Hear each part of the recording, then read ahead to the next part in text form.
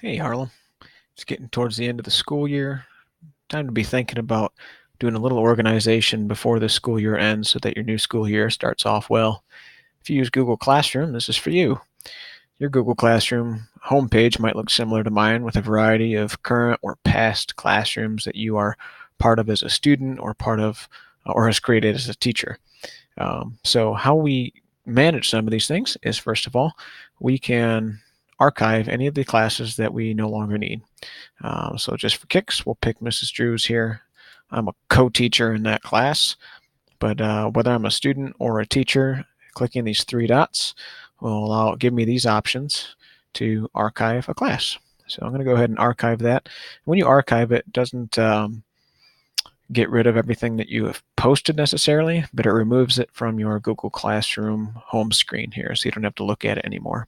If you were to start a new Google Classroom this next school year, you would be able to post things from archived classes as well. So if you had kept track of the things that you were posting inside of this classroom, knew that you'd be using something again, you'd be able to repost those.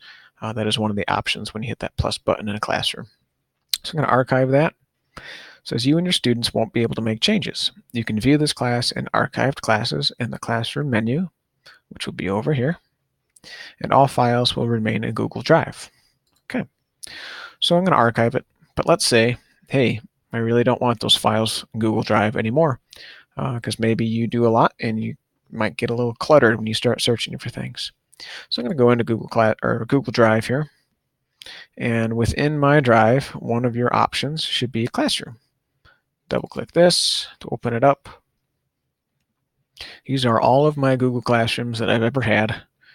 And if there's any one of them that I don't want, I can simply right click on that class or click on it once and get the same options to delete. So this one, I can hit this button here to delete it if I wanted to. I can right click on it and also get the option to do any of these things, change color, or remove. When it removes, it goes to your trash.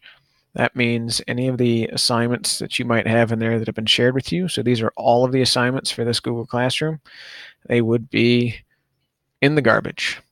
So if you were doing any retakes, rewrites, any of those growth mindset type things where someone has another chance to get something done, I would not recommend doing this or archiving in Google Classrooms until you know that everything is in and is done, because then you will no longer have access to it.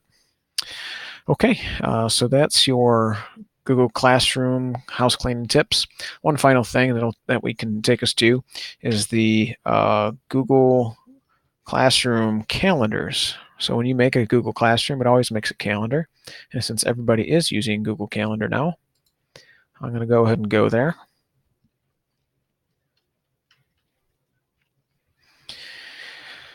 And all of the calendars which you have made, including the ones that are automatically made through Google Classroom, will appear on the left here underneath your name. So if any one of these you don't want, you hover over it, click on the X, unsubscribe. You can also go into the options, settings, and sharing, and you will have the option at the very bottom, I believe it is, to completely delete this calendar. So that's up to you. All right, now that is officially the end of Google Classroom spring cleaning tips.